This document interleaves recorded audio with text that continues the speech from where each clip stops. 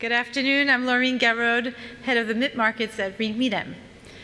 It's my great privilege to introduce the Acquisition Superpanel, What Do Programmers Want?, presented in partnership with WorldScreen magazine. Today, we'll hear from 4 leading and highly respected programming executives, recipients of this year's WorldScreen Content Trendsetter Awards. They are Aurelie de Troyer, Dermot Horan, Jason Thorp, and Rozan Hamaker. They will discuss the latest acquisition trends as well as their perspectives on how to spot hit shows. The conversation will be moderated by WorldScreen's Group Editorial Director, our friend and partner, Anna Carugati. And following the super panel, each of the speakers will be awarded with the WorldScreen Content Trendsetter Award in recognition of their contribution and leadership in the industry. So now please join me in a warm welcome for Anna Carugati.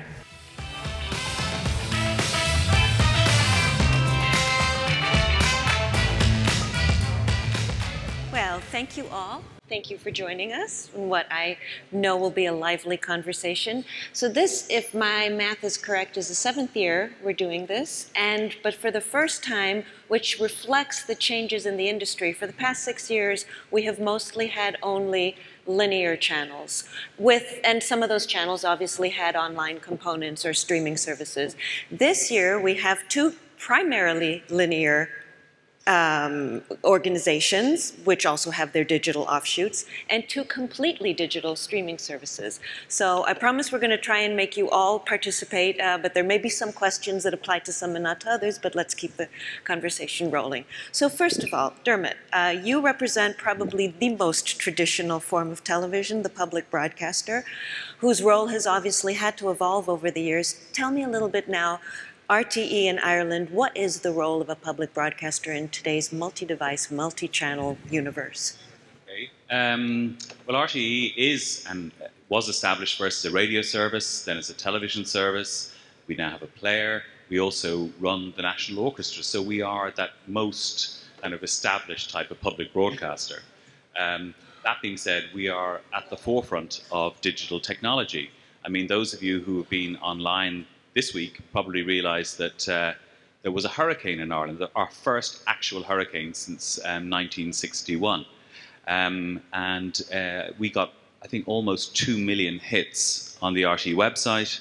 Everybody came to RTE, and that's because we have the technology and the online technology to offer that kind of comprehensive service. So, you know, when we were looking at our figures this week, there were figures, obviously enormous audiences for live linear television. There were huge audiences for radio. There were huge audiences for our news app. And there were huge audiences for our web service. So that kind of shows in a microcosm, in one particular example, how a public broadcaster can move with the times. You need to be relevant. You need to be local and national. And in a world where most people in Ireland can receive hundreds of UK channels, how do we remain different to the UK? How do smaller countries remain different to larger countries with the same language? And one of the things that those countries can do is to have a well-resourced and forward-thinking public broadcaster that can offer the Irish content that Irish viewers want on whatever platform they want to watch it on. That's right. Rozan, now you work for SBS Broadcasting. Describe a little bit, you oversee 4 channels, correct? Now they are linear, but they also have catch-up services. What do they do? Yes, we have 4 channels. One is the big flagship channel, it's SBS 6, and it's broad, family-orientated. It goes very diverse, but mainly local programming. And Net 5 is slightly more female skewing. It is something, if you watch it, you don't need to worry about anything else. It's really relaxation time, so feel good movies and series as well, but also 2 nights of local programming. Veronica is slightly more male skewing, Champions League soccer, and blockbuster movies. And SBS 9 is the more niche channel with little gems that we found, but it's purely acquisition driven. Jason, so you are the CEO of Global Series Network, which has partnered in different territories, starting in the UK, for a service that is very new and very different. I mean, when we think of drama, in the past, primarily it was always English language, but you focus on something different, right? Yes. In a nutshell, we showcase the best drama from around the world, but I guess outside of the UK and the US system. It's a highly curated service, so that's very much at the forefront of what we do. And Walter presents. Walter is a real person, just in case people wondered. So we are actually a joint venture with Channel 4. So internationally, the whole business is a joint venture. So we're backed by a big terrestrial broadcaster, which is fantastic to have that support and infrastructure. We launched 2 years ago almost in the UK as a free-to-air, ad-supported, on-demand service. Walter presents within the All 4 ecosystem, so on the OTT platform that Channel 4 run. And we launched earlier this year in the US as a subscription-based OTT service, and just announced next month launching on Foxtel in Australia. That's right. And more to come. Fantastic. Aurelie, when people hear AMC, they think of the linear channel in the States and around the world, synonymous with some very high-end premium product. Tell us a little, how long ago was a decision made to bring this product and other to non-linear? So AMC runs and operates 2 streaming services, and it's the SVOD model, right? So we're subscription-based, and we made that decision 2 years ago to enter the space with Sundance Now, which is the first streaming service, and Shudder, which is the second one. So the strategy across both was very much about really targeting specific audience segments, and also curation is the backbone of our programming strategy. And it just felt a natural extension, I guess, of the linear play. AMC knows a few things about horror and genre in general. We have a little show called The Walking Dead, you may be familiar with. And also Sundance Now is basically the SVOD expression of the Sundance brand. Although we do share some programming, we're very much a standalone service. So. All right, so the reason everybody here is here today is to hear from you what you're looking for. So why don't we start with that? Whoever wants to jump in first. What are you looking for? Do you have specific times, slots? Not for you, but you know how I imagine that what you look for has to help drive subscribers. So what are you looking for? I suppose as a public broadcaster, a lot of the programming that is most successful in Ireland is Irish. So one of the things I personally don't look for, but my colleagues look for, is formats. So, you know, Dancing with the Stars, the international version of Strictly, does really well in Ireland, the Irish version of it. We were doing an Irish First Dates that does really, really well. We've just recommissioned a new series of the genealogy show, Who Do You Think You Are? We did a couple of series of that, then we kind of ran out of interesting stories because we're a smaller country. Interestingly, I was able to kind of keep the brand going by buying the British and the American versions of that show, and now we're going back into buying or commissioning, buying the format and commissioning a new series of that. So formats are really key to what we do, and putting an Irish spin on them. In terms of acquisitions, we're looking to complement. So if you're a smaller country like Ireland or Denmark or Sweden or Norway, you can't afford to produce the volume of drama that you would like to. It's very expensive, and so we're trying to fill those slots where the audience, particularly between 9 and 11 p.m., you know, when they put the kids to bed, they want to have something challenging. So it's really, we can get into this, is kind of the trends of what's working in that scripted territory. So that's one key area. There's still an audience, particularly for strong library feature films, which are familiar to people. So if you're running a major sports event, after that sports event, a James Bond movie or a Braveheart or a Gladiator will do a job because everybody knows that movie. And actually sometimes those library movies are actually better performing than the newer movies. And then the other interesting thing in my role now, as I'm head of co-productions as well, is we are increasingly looking to co-fund programming with like-minded partners, other broadcasters. So last year I did a deal with Arte, and we co-produce arts and cultural and documentary programs with them. So for example, at this market, we have launched and we're selling a major documentary called Countdown to Calvary, and it's the week leading up to the death of Jesus. So it's not so much a Christian documentary, but a documentary about an incredibly highly charged political time in Judea at that time, and what happened and all the different factions. And Hugh Bonneville is the presenter of it, who it turns out has a degree in theology from Cambridge University, so that's one of the reasons we use him. But that is a documentary that is commissioned by RTE, partly funded by RTE, partly funded by Arte, and partly funded by a pre-sale to SBS. So that's the kind of deals that we're now looking at, which will, intrinsically be an Irish commission program that will resonate with us and our audiences, but we are finding like-minded partners to actually, to co-fund. Rozan. Yeah, we are looking for we air a lot of features on Veronica, and we need to brand them, and also on Net5, and we need to do smart marketing things with them. So if they don't fit into a particular genre, it will be very difficult for us to acquire these movies. So, for instance, on Veronica, we've introduced the franchises on Monday. So that could be the Fast and the Furious franchise. It could also be Harry Potter. It could be Jason Bourne. But one-offs will be difficult. We have other slots for that, but it's very particular what we want. And also with the older movies that we selected, libraries, we've created a month on Net5 called Vintage Love. So all of a sudden, Coyote Ugly and Overboard became gave us huge ratings because we've packaged them.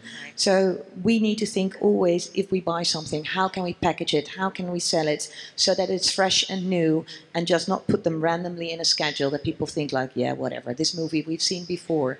And so that is a big thing for us, that we need to think about it, why we buy something.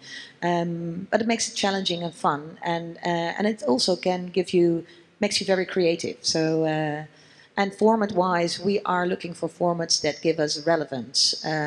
Having said that, we are a commercial broadcaster, so it should be fun as well. But the difference in income in the Netherlands is quite large sometimes. So we bought Rich House, Poor House from Hattrick, and we made a local version, and the ratings just crushed everybody else. It went through the roof. And elderly people who are lonely, we did a show around the world with 80-year-olds. Yeah. And it took them around the world, and it was fantastic. The ratings were really good, and we've ordered already a second season, and that is just... It's relevant, but it's still fun, and that's very important. Right. Curating is all about what Walter Presents is about, isn't it? Absolutely, and we've probably licensed around 1,200 hours since we've been started 19, 20 months ago. So we have a huge appetite. So you're popular here, aren't you? Well, we'd like to think so, yes, with some people. I would say that Northern European crime drama, crime thrillers are our stock and trade, but actually, it's not about the algorithm. It's about what we love and the stories we love, and specifically Walter. So it's we're happy to cut across all different genres. We've dabbled with comedy, and we're just looking for great stories, great ideas, and at any stage in the process of production. I mean, the majority of the content is acquired, but we have a very wide scope, but it's essentially about those filters that we apply in terms of quality of execution and storytelling. Curating is important for your services too, aren't you? Exactly in the same way, absolutely. I think one thing I'll share with you, because it explains a little bit the way our members, and we call them members, not subscribers, use our service. They, for the vast majority, subscribe to another mainstream platform, and in most cases, two other mainstream platforms. So we're not there to be a replacement platform in any way. What we're really trying to do is to do something very specific, very, very well. And so it's genre, the whole spectrum of genre, by the way, for Shudder. So it's thrillers, mystery, suspense, paranormal, sci-fi, horror, and high-end entertainment for Sundance. And we feel that if we do this really well, then we have a chance to build trust with our members long term, That's really what we're about, is trying to build brands in the long term, create almost of a safe space when they come to us. They think, okay, there must be something in it for me. I probably haven't seen it anywhere else, because exclusivity and maintaining a high ratio of exclusivity is very important to us. And yeah, it's a safe space that we're trying to create. And curation, so the high quality bar that we're talking about, it's very much taste driven. It's what we react to ultimately, but we have world-class experts working with us as well on, especially for Shutter on the genre side. It's a genre that's very specific with very specific codes. We believe we understand that space really well and are therefore able to, I guess, exclude the lower-end stuff and focus on the quality. To those of you to whom this question applies, because there is so much product out there and you're in competitive markets, do you see that pre-buys and co-producing are becoming more part of what you're doing in order to get in early on something that you might really like? Absolutely. And you take a risk in doing that, because sometimes a great script is not realized well, but it probably is worth your while. Yeah, I mean, what we found as buyers is sometimes if you wait too long, even at the LA screenings this year, there were 1 or 2 shows that weren't shown because they had actually been pre-sold to Netflix. And that was a little bit disappointing. We're going to get to that in a minute. Yeah. And so, yeah, if you wait too long, other big boys will get in. And we do understand as well that getting in early sometimes is really important for a producer. And it's not just the money you pay, it's the advocacy. So, for example, we have a really great animation sector in Ireland. They're world-renowned. They initially started making a lot of shows for Disney and for Nickelodeon on a contract basis, and now a lot of them own their own IP, and they're really growing. And for those animators, it's really important that the public broadcaster, who obviously is the main commissioner of kids content in the territory, gets on board at an early stage. We would go to the Cartoon Forum. Our head of children's would advocate that this is a great show. We bought it for this reason. We think it'll get these audiences. And same with drama. If we're even if we're commissioning a drama, we, with the independent producer, will come here and we will explain what our intention is. This is a 6-part series, but if it goes well, we intend to go to another series, the kind of slot we'll put it in, the kind of marketing spend we'll put behind it. So actually, I think getting in early is absolutely key. Yes, but not as much for American dramas, because we don't have that much need for American dramas anymore, at least not for new titles. So if 1 or 2 have already gone, then we will find 1 or 2 others, because there's so much out there that we will find something that will fit.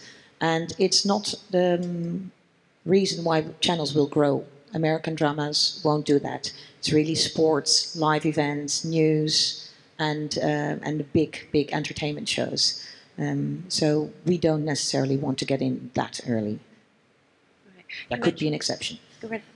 We do want to get in early, and we're already reading scripts way in advance. The majority of our suppliers now, we work with them, reading scripts, and we're still relatively small in terms of our scale and in terms of the economics. But we're prepared to be really flexible around financing, whether it's pre-buy, deficit financing, and working with multiple partners. But I think importantly, unlike the Netflix model, dare I say it, where I think they let producers run, we're finding that there's a real appetite for us to really feed in and get involved at script stage, and contribute to the process, and then there are other things that we can bring, like the shop window on Channel 4. So yeah, so we're really keen to be creative around ways we can get in earlier. Absolutely. Yeah, same. I mean, co-production is a big priority for us in 2018. Actually, the Q4 slate of Sundance Now in the US, out of our 5 temple shows, 2 are co-production. So we're already in there, and it's going to ramp up next year for the same reasons as Jason just explained. And in general, we'll be looking to have premium content of premiere shows, 10 to 20 for Sundance Now in every territory, and 25 to 35 for Shutter. So, we are in need of product, definitely. So you mentioned Netflix. Yes. It's a problem when they buy pan-regional or global rights. Is that happening often? Are you getting cut out of products that you would like to have? I mean, we've been used to a lot of competition for many years in Ireland because the Sky platform, is a big platform, and they're not just buying for UK and Ireland; they're now buying for UK, Ireland, Germany, Austria, and Italy. So and then you have Netflix as well. So you've got two big players there who are kind of multinational, one truly global, one going global. And so that's the world in which we live. So that's why it's important to, and I know Rozan was talking about, American series. We don't tend to pre-buy 22-part American series. So what I'm really talking about is more, 6-part series, 8-part series, ones where, we can really contribute, as Jason says, contribute sometimes notes to the script. You're not going to maybe change fundamentally the script, but your input can be really useful. So we are, we're cohabiting with Netflix and the somewhat sleeping giant that is Amazon. Currently the Amazon offering UK and Ireland would be a more modest offering than Netflix is offering, but they could explode as well. So that's why partnerships and creative partnerships are so important. Yeah, well, we don't buy the 6 and the 8 parts, so I think that's the difference then between us. But Netflix is huge in the Netherlands, and compared to them, we have a mini tiny budget, and we cannot compete with them. So we need to be creative. So we try to do and close deals in a different way, shorter period of time, one run, and sometimes that works, sometimes that doesn't. But we are trying new stuff to see how it will work, but we cannot compete with Netflix, nor do we want to. Right. Yes, we often see shows gone before we even get a look in, which is frustrating. But those shows do tend to disappear into the ether that is Netflix without the support. So we bring a different set. We contribute in different ways. We often describe ourselves as the cute little deli sat next to the hypermarket that is Netflix, and I think those two models can coexist. Right.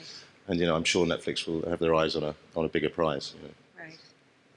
Yeah, same as everyone, but they're there and obviously omnipresent. But having said that, we have been winning bids successfully based on the marketing planning, how much we're trying to showcase the shows, etc.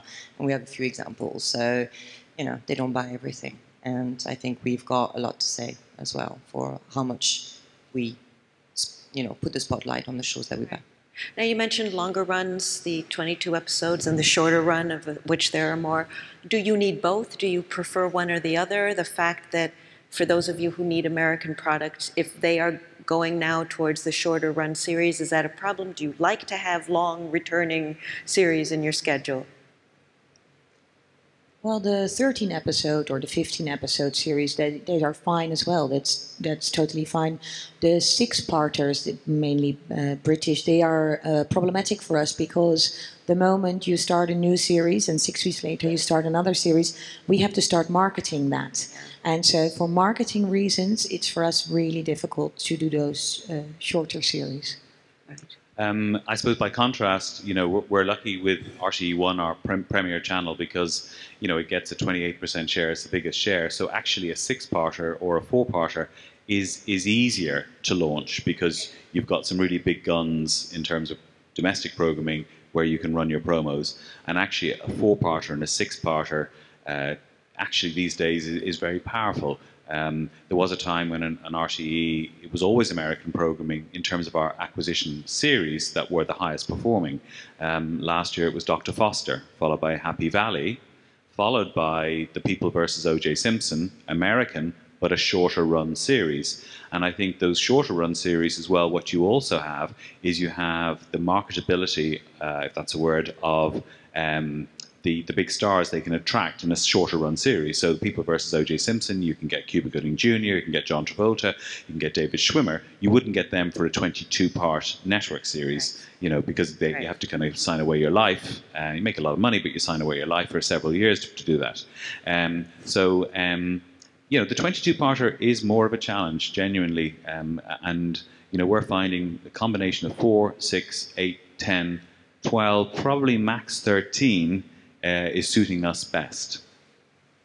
In how many ways do you make your programming available to consumers? Because we know they no longer just watch the TV set, and some don't watch the TV set at all. So how is your programming made available?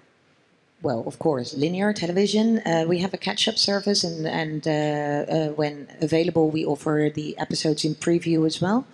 And then in catch-up, depending on whether it's acquired or local production, a different set of time available on catch-up.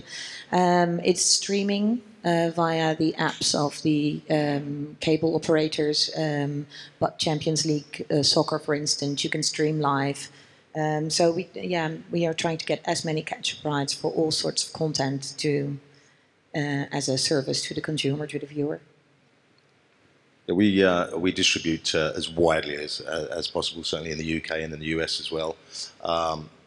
Interestingly, the way we work with Channel 4 is we use their linear services, and around once a month we air a pilot of a series, and then instantly drop the rest of the series, to be viewed, downloaded to, temporary download to rent, if you like. So any platform that's possible, and I would say probably around a third of our viewing is on mobile devices.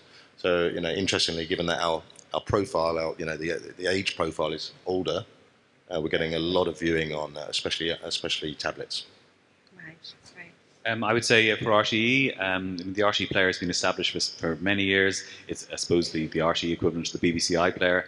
It is being relaunched early next year and will be more of a VOD service than a catch-up service. We've already been going in that direction. There's also a lot of additional content that we commission for the RTE player. So if you're doing first dates, there'll be first dates extras, so you'll be able to hear more from the couples about what they really thought of each other. So, and that stuff does really, really well. Then in terms of obviously scripted drama and soap operas. So Our Own Fair City and Home and Away tend to do extraordinarily well on the RTE player as well. So, but we will be making that player more of a VOD service. The other thing we're noticing is we do live streaming, of course. There's very large amounts of people now watching and live streaming. The conundrum for us at the moment is that our government hasn't gotten around yet to creating a media charge. So we recognise, like Ireland played Wales in a qualifier for the World Cup, and we got, I think, 1.3 million viewers, which is enormous in Ireland, watching on linear. We got another 150,000 people watch live on our streaming service. Now, those people obviously, if they had a telly, would watch on a big 4K telly or whatever. Or if they were in the pub, they'd watch in the pub on a big telly. Why did they watch on an iPad or a laptop? Because they didn't own a telly, and they don't need to pay a TV license fee because of that. So that's something that needs to be addressed, because those numbers of houses, apartments with people not buying a telly is increasing. But it does show the appetite. And if you could capture that audience and add that audience to your existing audience, then you've got a very powerful play. This is for anyone or everyone. In your respective businesses and markets, is the audience measurement at the point that you're satisfied with? Do you know who's watching where and when? And for those of you who are advertiser supported, are you able to give your advertisers the kind of data that they need to continue to advertise? Where we own, or we're on our own platforms, we have as much data as we can capture, depending on the level of resistance you want to offer up during the subscription process. Would love more information and more data from third-party platforms, which isn't necessarily forthcoming. But yeah, it's amazing what you can do when you have that data within your own ecosystem.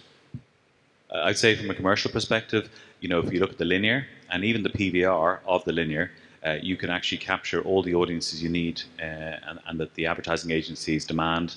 We sell 14 different trading audiences, housekeepers, 1534s, 1524s, etc. On the player, we can only capture streams at the moment. So obviously, what a lot of broadcasters are aiming for and planning for would be, say, for the Nielsen system, which currently has the audience measurement, is to have a single Nielsen measurement system for all devices that can add all of those audiences together to give ourselves and the advertisers a complete picture. Yes, we need to. We are not able at the moment to do the streaming in the apps of the cable companies. We're not able to count that yet. But other than that, I think it covers what we need to do to keep our advertisers happy and to make our own proper decisions based on ratings and intel that we get from those data. Right. Aurelie, Sundance Now and Shudder are available where now, and what plans do you have for expansion? So we're currently live in the US and Canada for both services, and Shudder is also live in the UK, and very, very shortly we'll be launching new territories. So in the next couple of months we'll be live with Sundance 9 3 new territories, and Shudder 2 new territories, 2 big markets. So, we've been taking it slowly. Again, it's all about doing something very specific well.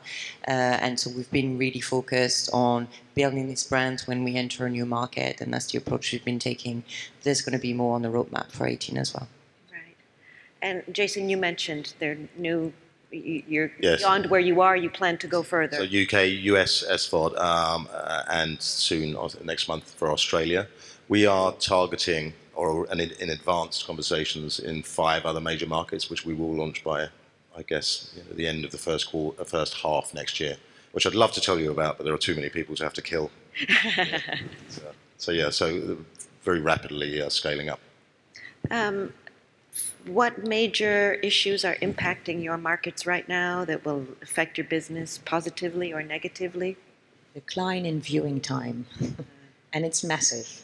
And that is that's huge. So that is something that's obviously not in my control. But the decline in viewing time is so steep that we hope that it will stabilize and that it won't continue at this rate. That's a big issue for the entire market. Yes, decline from linear or from viewing in general because people are doing something else. Both, but especially linear, and it's people doing. I don't know what, but when we spend less time on a screen. So, yeah.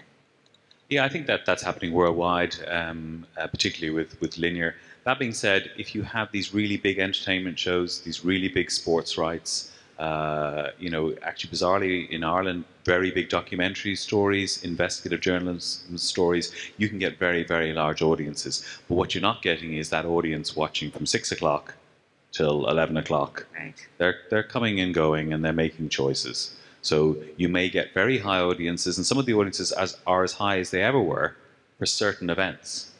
But then people have gone off to Walter or to Netflix, or they've gone off to do yoga. They're not doing what they would have done in the past. The other big, specific challenge for the next couple of years for the Irish market is Brexit. We've seen a significant challenge in advertising because just as a lot of people I deal with here at the market sell UK and Ireland, or UK and ERA as they like to call us. Nobody in Ireland calls it ERA. But sometimes it makes sense for somebody because of the spillover of Sky, etc., that you handle UK and Ireland. A lot of the advertising agencies handle UK and Ireland, so their spend for the Irish market would be in sterling. And obviously what we've seen recently with the fall in sterling because of the Brexit uncertainty is if you're Procter & Gamble and you're advertising in Ireland, there's less money. And equally with a lot of Irish companies who've been exporting to the UK, particularly food companies, what they're finding is they're being squeezed by the weakness of sterling. And obviously one of the first things that gets affected is the marketing spend. So a lot of what you hear in the news about the Irish situation is about the political situation and the creation of a border, or a non-creation, hopefully, of a border between North and South. But actually there's a huge economic potential problem there if this is not resolved. Well, we come to the point of this session where I invite Laureen to join me again, because as I'm sure you've realized from the caliber of these individuals, they deserve some recognition for the contributions they've made to their industries. So we would like to honor you now. That was a great panel. That was. Really, really interesting. And it's great to have been a partner with you for, I think, 7 years now? 7 years. And I'd like to say that we at MIP are particularly proud of this partnership and this award, which recognizes key acquisition leaders so essential and at the heart of driving this industry forward. So it's very important, and congratulations. So with no further ado, let's do it. And now it's Dermot Horan.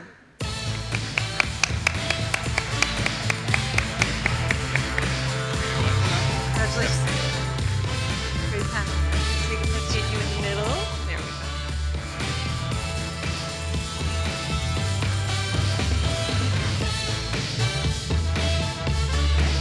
Very good. Okay. All right. Thank you. Rozan?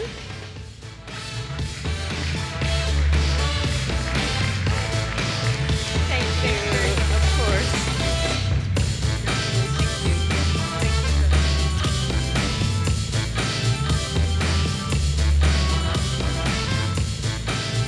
And now, Jason Thorp.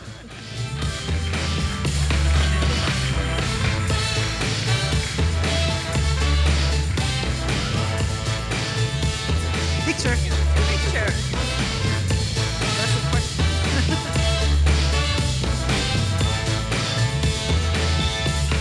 Now, Thank you. Aurelie? Thank you so much.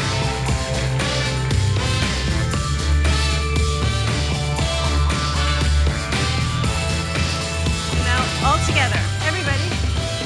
should we be up a little closer? I think a little closer would be better. Closer? Yeah, go.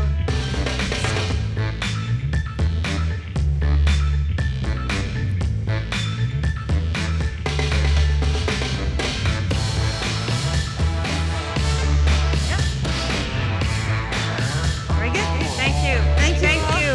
Thank you. Thank you so much. Have a good afternoon. Boxes. Great.